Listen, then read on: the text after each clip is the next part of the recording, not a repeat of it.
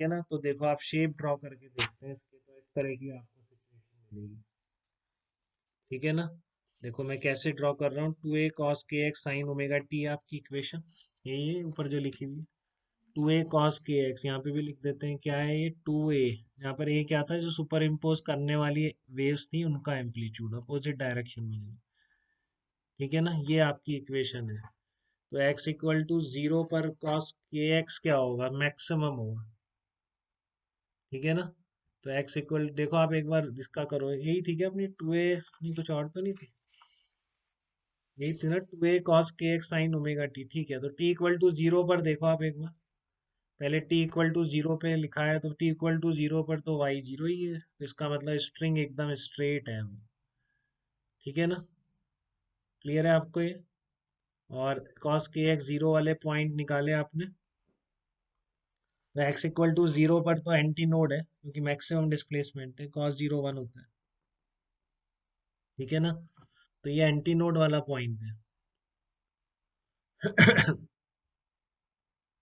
Velocity देख लो, del y by del t आपने करा किसी पर्टिकुलर एक्स पर वेलोसिटी देखने के लिए, तो आप देख लो cos के एक्स ग्रेटर देन 0 की क्या कंडीशन है, के एक्स पाई बाई 2 से कम होना चाहिए। ठीक है, तो ये x कितना आ गया, लेमडा बाई 4, यानी लेमडा बाई 4 से कम कोऑर्डिनेट पर जितने पॉइंट्स हैं सबकी वेलोसिटी कैसी है, सबकी वेलोसिटी पॉजिटिव है, तो इसलिए मैंने ऐसे ड्रॉ किया। फिर आप ऐसे आगे भी चेक कर सकते हो बेटा। ठीक है ना, तो मैं सब चेक करके जब बता रहा हूँ आपको, तो इस तरह की सिचुएशन आ रही है कि सारे पार्टिकल t इक्वल टू 0 पर ऐसे हैं और ऑल्टरनेट आ रहे हैं। देखो लेमडा बाई 4 तक वैल्यू पॉजिटिव है, फिर लेमडा बाई 4 से दूसरी ये नोड वाले पॉइंट है। ठीक है ना, यहाँ पर एंटी नोड है आपका 0 पर, तो लेमडा बाई 4 3 लेमडा बाई 4 पे चेक कर लो आप कितना क्या निकल के आया था। लेमडा बाई 4 3 लेमडा बाई 4 पर आपका ये नोट्स वाले पॉइंट निकल के आया था, लेमडा बाई 4 3 लेमडा बाई 4, तो इसलिए यहाँ वाली ये पार्टिकल हमेशा रेस्ट पर है। ठीक है ना, तो ये सारे क्या है, lambda by 2 lambda by distance पर नोड पर है।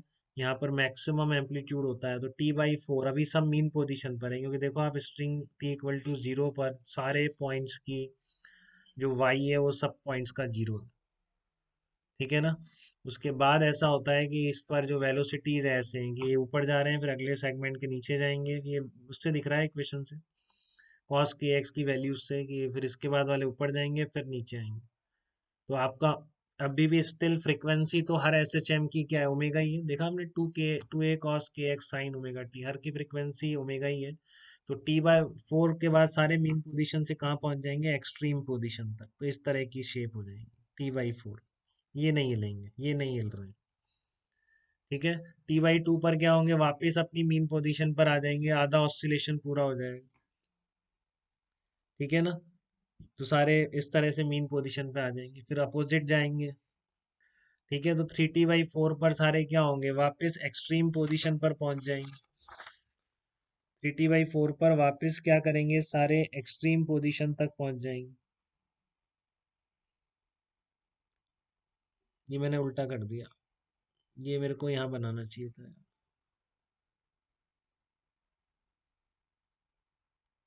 ये ऐसे आएगा ऐसे।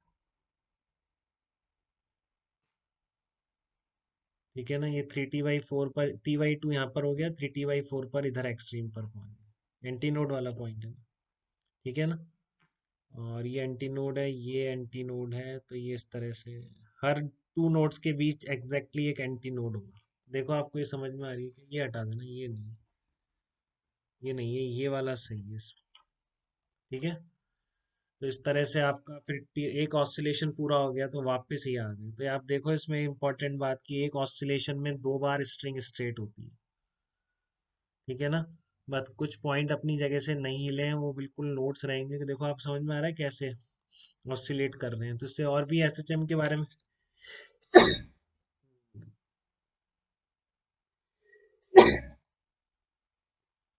जिससे भी एसएचएम के बारे में और बातें समझ में आ रही हैं क्या आपके,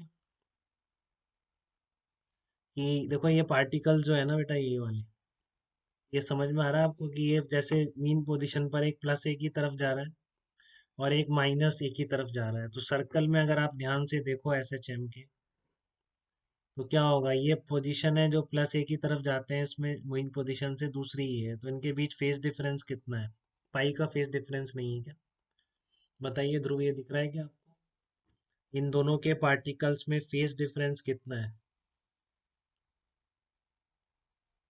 देखो किसी को समझ में आ रहा है फेज डिफरेंस? दो कॉन्जिक्यूटिव सेक्शन बोल रहा हूँ मैं, दो नोड्स के बीच एक सेक्शन बोल रहा हूँ, तो ये कॉन्जिक्यूटिव सेक्शन ये वाले हैं। आवाज नहीं आ रही है? कोई और बताओ। पहले और दूसरे। हाँ, अर्णव आप बता दो। पहले और दूसरे सेक्शन में फेज डिफरेंस कितना है? ये फेज का मीनिंग समझ में आता है क्या आपको? ये मीन पोजीशन से प्लस ए की तरफ जा रहे हैं, दूसरे मीन पोजीशन से माइनस ए की तरफ आ रहे हैं, तो सर्कल में जो लोकेशन है, एक की ये है दूसरे की ये है, तो कितना फेज डिफरेंस है? पाई। ठीक है ना? तो मैं अगर और गहराई से बात करूं तो मैं ये कह सकता हूँ कि कोई भी दो पॉइंट पकड़ लो आप स्टैंडिंग वेव्स के। ठीक है ना? कोई भी दो पॉइंट आप स्टैंडिंग वेव के पकड़ लो। देखो बहुत ध्यान से सुनेंगे सब लोग, जो उसको समझ आ रहा है पूरा ही किस तरह से। हाँ ध्रुव, आवाज नहीं आई, कोई बात नहीं, चलो रहने दो।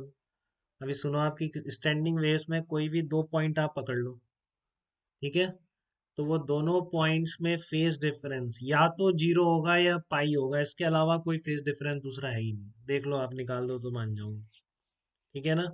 इसके अंदर आप कोई भी दो पॉइंट पकड़ लो, ऐसे भी दो पॉइंट ले लो, उनमें या तो फेज डिफरेंस जीरो होगा या फेज डिफरेंस पाई होगा, इसके अलावा कोई फेज डिफरेंस नहीं हो सकता। ठीक है ना? और जीरो किस में होता है? सेम फेज के, सेम सेक्शन के, एक सेक्शन में दो नोड्स के बीच एक सेक्शन बोलता हूँ, सेम सेक्शन के पॉइंट्स या ऑल्टरनेट सेक्शंस के पॉइंट्स हमेशा सेम फेज में होते हैं। और ये कॉन्जिक्यूटिव सेक्शन वाले पॉइंट्स हमेशा अपोजिट फेज में है। ठीक है? तो ये शेप समझ में आ रही है ना बेटा? इस तरह की बन रही है, तो इसका सब अपनी एक्सट्रीम पोजीशन पर है इस टाइम पे। ठीक है ना? सारे एक्सट्रीम पोजीशन पर हैं, बट ये इनके एम्पलीट्यूड अलग अलग है, यही बात हुई थी। यहाँ पर सारे एक्सट्रीम पोजीशन पर हैं, बट सबकी मीन पोजीशन से मैक्सिमम डिस्प्लेसमेंट अलग अलग है। तो ये वो पॉइंट है जो कभी नहीं हिले। तो एक पूरे ऑसिलेशन में स्ट्रिंग कितनी बार मीन पोजीशन से निकल जाती है? टू टाइम्स आंसर होगा इसका। ठीक है ना? एक पूरे वन कंप्लीट ऑसिलेशन में स्टैंडिंग वेव्स के स्ट्रिंग दो बार क्या निकल जाती है? अपनी मीन पोजीशन से निकल जाती है। ठीक है ना? तो phase difference between any two points is either zero और pi. All particles in a particular segment between two nodes oscillate in the same phase, but all particles in the neighboring segments are in opposite phase। तो फिर से काफी आसान है, waves जैसी है ये। ठीक है ना? बट कुछ बातों में डिफरेंट है, हर पार्टिकल की एसएचएम स्टेशनरी वेव्स में भी बनी कैसे है? दो अपोजिट साइन वेव्स के चलने से बनी है। ठीक है? हर पार्टिकल की एसएचएम है, एक्सेप्ट किसकी? नोड्स वाले पॉइंट। नोड्स वाले पॉइंट नहीं हिलते हैं बिल्कुल भी, वो हमेशा रेस्ट पर है। ठीक है? उसके अलावा सब एसएचएम कर रहे हैं, बट एम्पलीट्यूड्स अलग अलग हैं, एम्पलीट्यूड एक्स का फंक्शन है। ठीक है? कुछ पॉइंट्स के एम्पलीट्यूड सबसे ज़्यादा हैं, जहाँ मैक्स आसपास वाले पॉइंट्स की वो सारे क्या हैं? एंटी नोड्स हैं।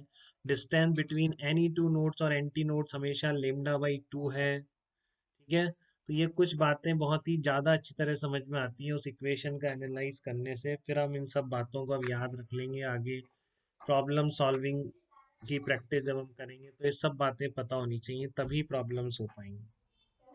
ठीक है? यहाँ तक देखो दिक्कत तो नहीं है, एक नोट और लगा रखा है मैंने। अच्छा, a stationary wave has the same wavelength and time period.